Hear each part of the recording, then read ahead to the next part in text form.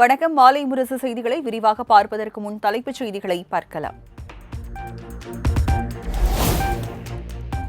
பயங்கரவாதம், பிரிவினைவாதத்திற்கு எதிராக போராட தொடர்ந்து உழைப்போம். டெல்லியில் நியூசிலாந்து பிரதமர் உடனான ஆலோசனைக்கு பின் பிரதமர் மோடி உறுதி.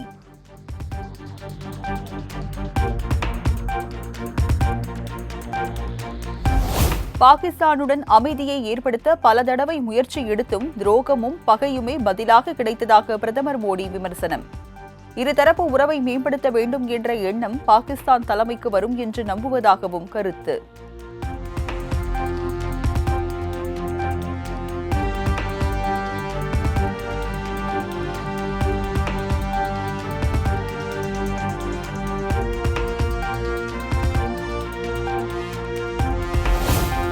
இந்திய நேரப்படி நாளை மறுநாள் அதிகாலை பூமிக்கு திரும்புகிறார் சுனிதா வில்லியம்ஸ். புளோரிடா கடற்பகுதி அருகே தரையிறங்க உள்ளதாக நாசா தகவல்.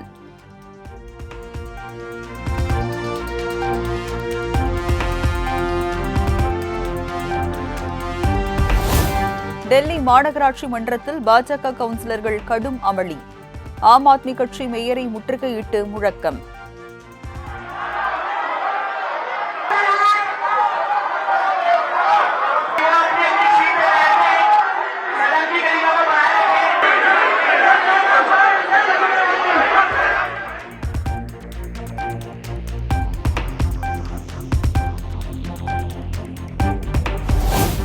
மடிக்கணினி திட்டத்தை திமுக அரசு நிறுத்தவில்லை, அதிமுக ஆட்சியிலேயே நிறுத்தப்பட்டு விட்டது.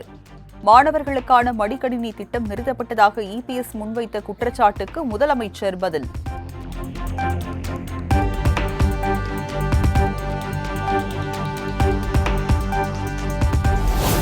சபாநாயகர் அப்பாவு மீது அதிமுக கொண்டு வந்த நம்பிக்கையில்லா தீர்மானம் முற்றிலுமாக தோல்வி.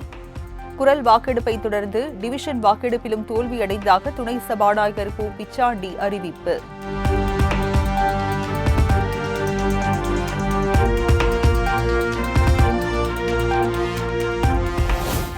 ஆளுநர் உரை மீதான விவாதத்தில் எதிர்க்கட்சியினருக்கு 49% பேச வாய்ப்பு அளிக்கப்பட்டுள்ளதாக சபாநாயகர் விளக்கம். ஒரு சில தவறுகள் நடந்திருந்தாலும் தன்னை திருத்திக் கொள்வேன் என பேரவையில் பேச்சு.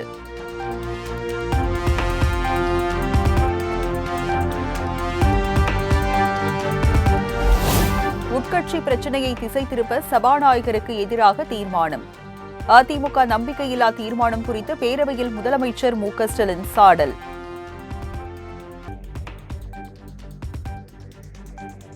இந்த அரசின் மீது குற்றம் குறை கூற வாய்ப்பில்லாத காரணத்தால் இப்படி ஒரு தீர்மானமா? உட்கட்சிக்குள்ள ஏற்பட்ட குழப்பத்தால் அதை திசை திருப்ப இப்படி ஒரு தீர்மானமா? இந்த விவாதத்தை வெளியில் உள்ளவர்கள் நடத்தட்டும், நாம் நடத்துவாங்க. வெளியில் உள்ளவர்கள் நடத்தட்டும்.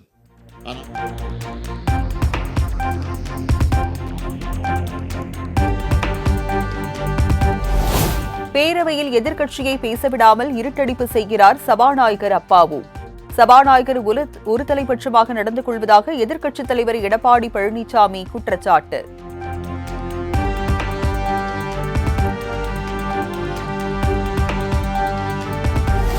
சபாநாயகர் மீது அதிமுக கொண்டு வந்த நம்பிக்கையில்லா தீர்மானம். முன்னாள் முதலமைச்சர் ஓபிஎஸ் தரப்பு எம்எல்ஏக்கள் மற்றும் முன்னாள் அமைச்சர் செங்கோட்டையன் ஆதரவு.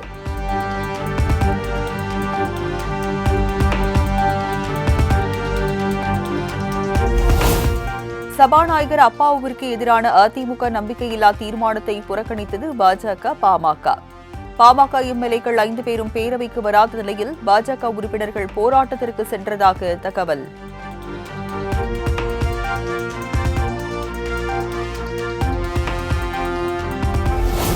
அதிமுக உறுப்பினர் என்ற அடிப்படையில் தீர்மானத்திற்கு ஆதரவு அளித்தேன். சபாநாயகருக்கு எதிராக அதிமுக கொண்டு வந்த நம்பிக்கையில்லா தீர்மானத்திற்கு ஆதரவாக வாக்களித்த நிலையில் ஓபிஎஸ் விளக்கம்.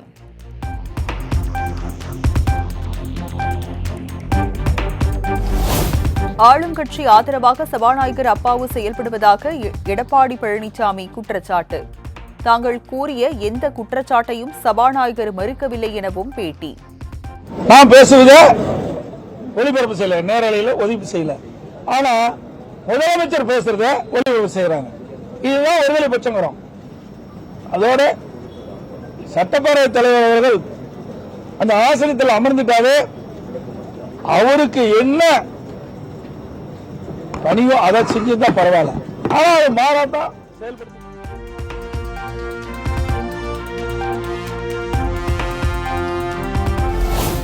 அதிமுகவில் எந்த பிளவும் இல்லை என எடப்பாடி பழனிசாமி திட்டவட்டம். அதிமுகவை யாராலும் உடைக்க முடியாது எனவும் பேட்டி. நாங்களே இப்போ ஒற்றுமையா தான் இருக்கிறோம். நீங்க யாராலையும் பிரிக்க முடியாதுங்க. நான் என்னைக்கு முதலமைச்சானோ அன்னையில இருந்து இந்த திட்டத்தை போட்டுக்கிட்டு தான் இருக்கிறாங்க. ஆனா அதெல்லாம் உடைச்செஞ்சுட்டு தான் இருக்கிறோம். அதிமுக யாராலையும் உடைக்க முடியாது, முடக்க முடியாது. அதில் முயற்சி பண்ணுனா மூக்கடைப்பாரு.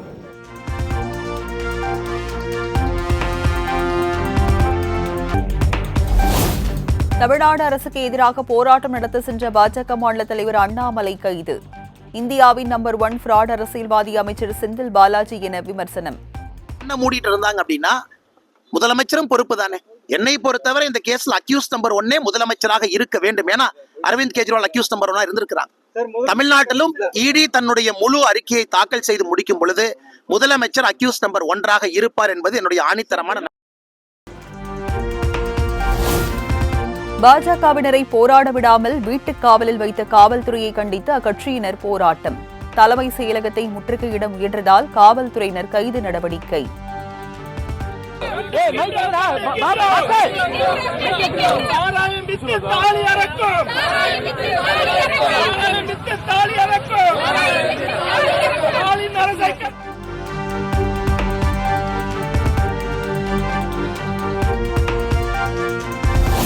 பாஜக போராட்டத்திற்கு விடுதலை சிறுத்தைகள் கட்சித் தலைவர் திருமாவளவன் ஆதரவு.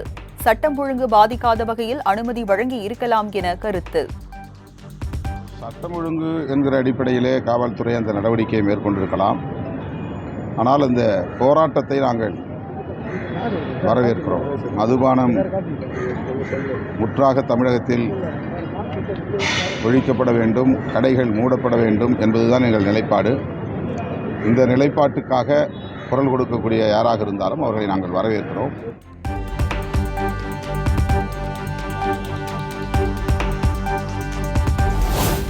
சட்டமன்ற வளாகத்தில் அதிமுக சட்டமன்ற உறுப்பினர்களுடனான எடப்பாடி பழனிசாமி ஆலோசனை கூட்டத்தை புறக்கணித்தார் செங்கோட்டையன். இபிஎஸ் உடனான சந்திப்பை தொடர்ந்து புறக்கணித்து வருவதால் அதிமுகவில் நீடிக்கும் சலசலப்பு.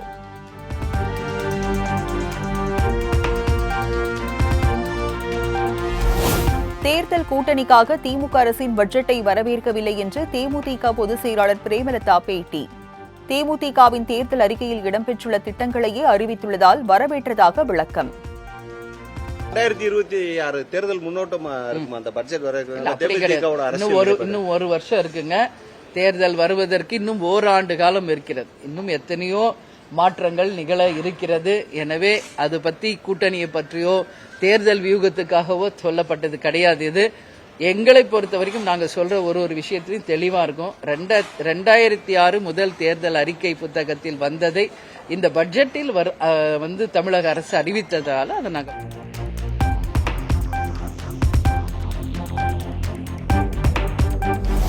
ராஜேந்திர பாலாஜி வழக்கில் 2 வாரத்தில் ஆளுநர் முடிவு எடுக்க வேண்டும் என உச்சநீதிமன்றம் உத்தரவு. சிபிஐ விசாரணைக்கு இடைக்கால தடை விதித்தும் ஆணை.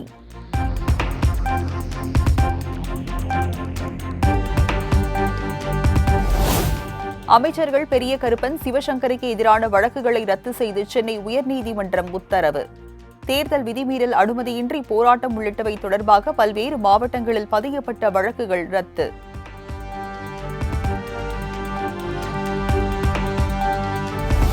திருச்செந்தூர் முருகன் கோயிலில் காரைக்குடியை சேர்ந்தவர் உயிரிழந்த விவகாரத்தில் காவல்துறையினர் மீது குற்றச்சாட்டு. இறந்தவர் உடலை பிரேத பரிசோதனை செய்யக்கூடாது என்பதற்காகவே காவல்துறையினர் கூறியதை எழுதி கொடுத்ததாக குடும்பத்தினர் கண்ணீர் மல்க பேட்டி. சத்தியமா அதனாலதான் இறந்திருக்காரு. மூச்சு விட முடியல, அவனால சரியான உதவி கிடைக்கல. ஒரு தண்ணி கூட இல்ல சார். இங்க காத்து வரல, ஒண்ணு வரல. அவ்வளவு கூட்டத்துல சரியான ஒரு நிர்வாகம் பண்ணிருந்தாங்கன்னா இந்நேரம் எங்க அப்பா உயிரோட இருந்திருப்பாரு. அவர்தான் எங்க குடும்பத்துக்கு ஒரு கூட்டோட இருந்தாரு.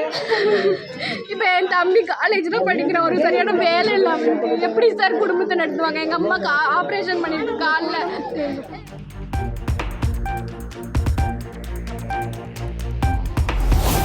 கன்னியாகுமரி அருகே நகைக்கடையின் பூட்டை உடைத்து 90 சவரன் நகைகள் மற்றும் 40 கிலோ வெள்ளிப் பொருட்கள் கொள்ளை. கைவரிசை காட்டிய மர்ம நபர்களுக்கு போலீசார் வலைவீச்சு.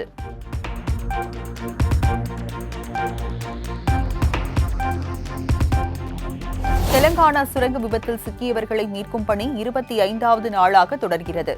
சுரங்கத்தில் சிக்கிய 7 பேரின் உடல்களை மீட்க மோப்பனாய் உதவியுடன் களமிறங்கிய பேரிடர் படை வீரர்கள்.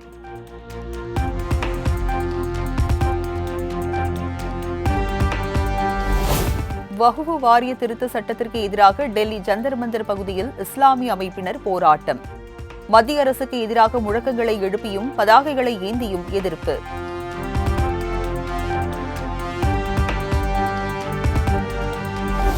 கேரள தலைமைச் செயலகத்தை முற்றுகையிட்டு ஆஷா தொழிலாளர்கள் போராட்டம். பல்வேறு கோரிக்கைகளை நிறைவேற்ற வலியுறுத்தி முழக்கம்.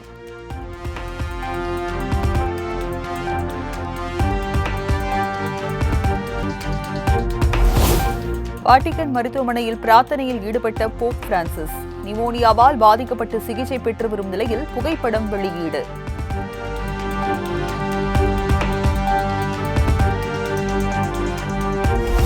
சென்னை மும்பை இடையே நடக்கும் IPL போட்டிக்கான ஆன்லைன் டிக்கெட் மார்ச் 19ஆம் தேதி முதல் விற்பனை. இணையதளம் மூலம் டிக்கெட்டுகளை பெற்றுக் கொள்ளலாம் என அறிவிப்பு.